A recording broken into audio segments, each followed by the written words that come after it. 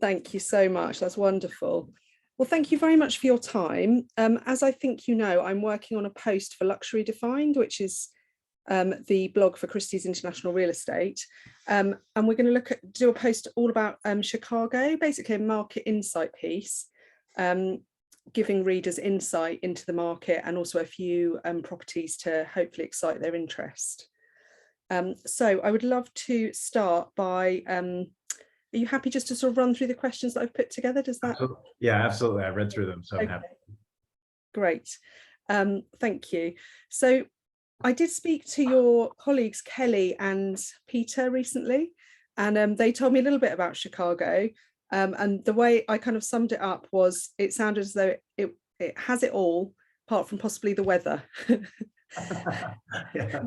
Well, the weather's not too bad, actually, but I've lived in a lot of places. I lived in New York and San Francisco and Italy, for a couple of years, but the reality is the winters have gotten a little bit milder. The summer's too short. There's no question. Well, in England, we totally understand that. So absolutely. So perhaps you could start by telling me, from your point of view, what makes Chicago a desirable place to live? So Chicago, so just to be clear too, so there's Chicago proper, and then I represent the North Shore, which is the suburbs just to the north. I actually live in the city. It's only 20 minutes away, so it's an easy commute. But the North Shore specifically is the most affluent section of the Midwest area here, right? So the average price point is about 1.9 million to 2 million for my area here, counting, that's the average.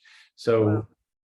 We have listings that have been private that go as high as 20 million, that have been done private sale to, the average is probably between 2 and 3, but yeah, so it's a little bit different. We have a lot of people, it's a bedroom community to the city, so a lot of executives and a lot of people that move to the Chicago area will have their homes here. Right. The school district is called New Trier, which is one of the best in the country. And so often what people will do is, and this will hit probably a couple of your questions, but we have a very, very strong market here, even more than Chicago in general. It's the strongest in the area. A lot of that is because, obviously the markets are strong everywhere right now. Everything's kind of going crazy. There's a little bit of a slowdown maybe in the last 4 or 5 weeks, but this area has not seen that slowdown because so many people leave Chicago. And I think 2 things. One was COVID kind of made people realize I could work from home and I don't need to make the commute into the city if I don't want to, and if I got a family. The other is there's a perceived crime rate in Chicago going on right now. And so because of that, right, there's just sort of this, not a flight, but there's definitely a strong desire to get here. So homes are still going with many, many multiple offers, sometimes 2, 3, 4, 500,000 over asking. Wow. People are waiving their inspections, they're waiving their, it's been nuts. I mean, they're doing everything they can to get to these houses, right? Because we just don't have a lot of inventory. It's a very bucolic kind of country-like setting, in the sense that it's a suburban viewpoint. But and because that we don't have a lot of building, there's no high rise, no sort of area for us to expand. Whereas Chicago is growing really strongly, right, which is great. Right. Is it also families coming for the schools? 100%. Yeah, that's almost 100% what it is, to be honest, because it's the school district. There's been several movies filmed here, like Ferris Bueller's Day Off. A lot of movies in the 80s are all done here. Home Alone and The Breakfast Club and all these movies, and they were all sort of centered around that high school, but which is kind of funny. But there's it kind of does sum up the neighborhood, the neighborhoods. But the school district is truly one of the best in the country. And so if you're going to be raising a family in the Chicago area, most people are, they're trying really hard to get here. It doesn't sound dissimilar from where I'm based, actually, which is interesting.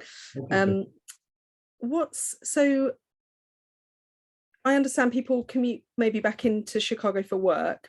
But are there sort of amenities in the North Shore in terms of restaurants and things to do, I guess? Yeah, I love that question. That was I was reading through your questions. I was so excited about that because honestly, the other things that are happening that's been kind of fun is that I think before COVID, and we're so close to the city, we're right up against Lake Michigan, so there are beaches and just beautiful parks and beautiful places to hang out with your families with that. And now, because of COVID, I think a lot of sort of some of the top chefs who happen to have homes here have opened up restaurants in the area, because why go all Fantastic. the way into the city? So we've had, some beautiful steakhouses, and we were pretty close to the city anyway, so it was always a fun thing to do. But now there's definitely, between the 5 major suburbs that make up New Trier, um, each one has their downtowns have been kind of revitalized in a new way, between high-end shopping, really wonderful restaurants. We, in fact, at Properties, Christie's is a sponsor for the Winnetka Music Festival, which is coming up in the next, the next 2 weeks. I can't believe it. And that's become kind of its own, taken on a life of its own as well, rather than the Chicago Music Festival. We have Ravinia, which is an outdoor space where we have, in fact, I'll see Culture Club coming up shortly. Oh, really? So, it's an outdoor venue, really beautiful, and it's just every night there's something going on all throughout the summer. The Chicago Botanical Gardens are in Glencoe, which is one of the finest in the Midwest as well. Several hundred acres of just, beautiful, beautiful lands, plants from everywhere. Yeah, so it's kind of taken on life, and so you don't need to leave the area at all if you don't need to. So the pandemic has had some positive effects. From a real estate perspective, it's had a very positive effect on the area. Yeah. The And price. also in terms of what you're saying about the restaurants and the downtowns being revitalized. Yeah, the downtown, that whole part of that and growing was happening before the pandemic. It just probably got an extra boost because of it. So in terms of the market, how is the market performing compared with this time last year? So last year was the largest, in history, for this area, for sure. In the last 25 years, Really? we've never seen a market like that last year. Yeah, we sold a record amount of property. This office, my office alone, which is about 180 agents, we sold $1.3 billion worth of real estate just out of my office Wow. last year. Again, my agents tend to be really seasoned, and it's a higher end sale, but still, it's an unbelievable number. This year, our area, compared to, say, Chicago itself, Chicago proper, and other parts of the Midwest, is still doing well. We still have multiple offers and the rest of it. I think it won't be quite as high as last year, but out of the 3 markets that you're talking to, will definitely be, probably the least affected by what's happening, just because of this sort of all real estate is local, and what's happening between Chicago and the North Shore is still taking place. I think we've sort of touched on trends in the marketplace in terms of, what drives people to the North Shore. But is there anything else you'd like to mention in terms of trends that you might be seeing in the market? There was a question you had that kind of falls in line with that, which was how are people selling differently, or has there been any way we approach the business differently? And I think the one thing and I sold real estate I had a team up until about 2 years ago. So this is, I have a sort of a perspective on both sides of it. But one of the things that Christie's at Properties did that was put us in a really good light was I was 100% paperless, and we could do showings virtually. So a lot of things that we did well before the pandemic, we had video walkthroughs, but also they were more like Google Earth, where you could actually walk your camera through, and we did that a lot. I did that certainly with my listings. I think our higher end listings were doing them as well. And then with being able to just take people through video tours, I was able to sell properties, early on that were they didn't even, hadn't stepped into the property at all until probably the day before that they were going to make, so it's a little risky when you do it that way, but it has worked. And there's been properties sold that way. So I think our ability to be more electronic and a little bit more, even with the high-end luxury market, people don't want to waste their time. They actually, obviously they have to see the home, but it certainly helps them get through a lot of properties much more quickly. And we deal with people coming from all over the world, obviously in our area, between the businesses and just more executives that are coming in. And when they're relocating here, we're able to do that for them, in a nice way. So they have. So if they're overseas, they can still start their viewings virtually. Virtually, yeah. And then it weeds out quite a few it's more of a tendency to get rid of the things we don't want to see, and we can get down to 2 or 3 that are prime candidates. So was this something you were doing before the pandemic, or did the pandemic? Yeah. So we were one of the few. So I think it just kind of put us in such a, there wasn't that much of a change actually. We hit the ground running. And in terms of investment opportunities for potential buyers, what do you see as the best sort of, what should buyers be looking for in terms of a wise way to invest their money? That's a great question. And I think overall, the Chicago market is a little more undervalued than the coasts. So there are still deals to be had. Now, my area specifically, I think we've caught up, pretty thoroughly. So from an investment standpoint, I think it would be more around just the lifestyle that you want, that you're getting the school you want. And I would say probably the other big thing is that the homes in the new Trier market really hold their value because the school system is just so good. And that being such a strong driver has, everything to do with the homes not losing their value.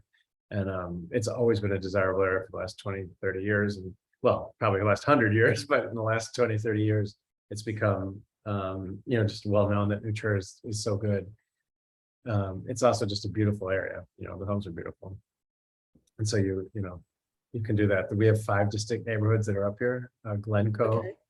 I could just take you through that real quick. So Please. Glencoe, which is Glencoe, which is a beautiful neighborhood right on the lake.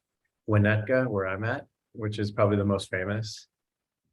And that's Winnetka. And I can send you this when I send this video here. So Thank you. Yeah, it makes it a lot easier. I know I don't need to write, but it's that reassurance that I've written it down. So there's Kenilworth, which is 1 square mile and just an amazing. Oh, really? Wow. One of the most affluent neighborhoods in the United States. And then Wilmette, and that's Wilmette. And all 5 of these neighborhoods, basically, Northfield is the 5th, sorry. So out of those 5 neighborhoods, that makes up the New Trier School District. And right, that's why that becomes so desirable. So desirable, yeah. And how are you feeling about the rest of 2022? What's your outlook? I know you said sounds like it would always be challenging to match last year from what you've said. Right. I think out of the Chicago market, we're going to be the solid. We're going to be very solid. As I said, the entire market's probably softening a little bit, which is a good thing. Interest rates have gone up, but in my market, interest rates have very little to do with it. Almost every offer is cash, regardless of the price. Wow. Because that's really the only way that they can get, ahead of all the multiple offers. So they're figuring ways to get cash. And I see. Off the record and not in the blog. Sure. I'm stunned. There's 30-year-olds that are coming in and they're offering, $8-9 million on a home. Wow. Cash, and you're just like, I don't know where everyone's coming from, but I've never seen anything like it. It's been really, really kind of an amazing story. The New York Times actually, I believe, did a story, and I'll have to find it for you, but I think it was the New York Times did a story about what's happening in the North Shore of Chicago. They were kind of talking about this market because it is sort of, a hotbed, and it's so desirable. It's fascinating. Is there anything else we should touch on? Is there anything you think we've missed? I don't think so. I do have several homes that I'll send you. You can pick from. Please. And I've got the photos, and I'll attach that to this recording so you have those to see. There's I have one sort of from each area, so you can just take a look to see what might work for you. They're absolutely stunning homes, just really, really, really beautiful. Can't wait to see them. I don't think I have any more questions at the moment, but perhaps I could work through the recording, see if there's any gaps, and get in touch if I have any questions. Would that be okay? Yeah, 100%. Yeah, that's wonderful. Fantastic. Also, nice to meet you, and good luck to you on the article. Thank you. I will be sending it round so that you can see what's been said. If you want to make any changes, that's fine. Awesome. So we can work together before it's published. Wonderful. Okay. I'll send this to you right away. Lovely. Thanks for your time. Really appreciate it. Oh, and I did have a quick question. I know you've got another meeting. How are you on time, Harry? I'm Uh, fine. Yeah, yeah. So you said you lived in an area that was similar. What area are you in? Well, just the way you were describing. So I live in, it's called Amersham, and Sure. it's in the Chilterns. So it's 30 miles outside London. And we are one of the furthest stops on the tube line. So Yep. there's easy access into the city, although it's not 20 minutes, it takes longer than that. Sure. And we have very good schools. And it's sort of, we're sort of out in the country, but with access back into the city. Yeah, that's similar. But sadly no, and good restaurants, but sadly no water, no lake, no no coast, few rivers. That makes sense. I did. And it's also an area where there's not much building, so there's a lot of green belts which we're not allowed to build on. That's good. And so I think it's the same issue with a lot of people want to move, but you know that there's not much available. Got it. Yeah, I was spent some time in gosh, I sang and danced for a show, and Honeywell was the sponsor, so I was in Hemel Hempstead, which is like, that's not far. which is so funny because every time I say that to my friends in London, they're like, "What were you doing in Hemel Hempstead?" Yeah, that's definitely London wouldn't consider that to be London. Oh, they would? No, probably not. No. Okay. No, but I know that I know where it is. All right. Well, thank you so much, and good luck to you. Thank you. Lovely to talk to you. You too. Bye. Bye-bye.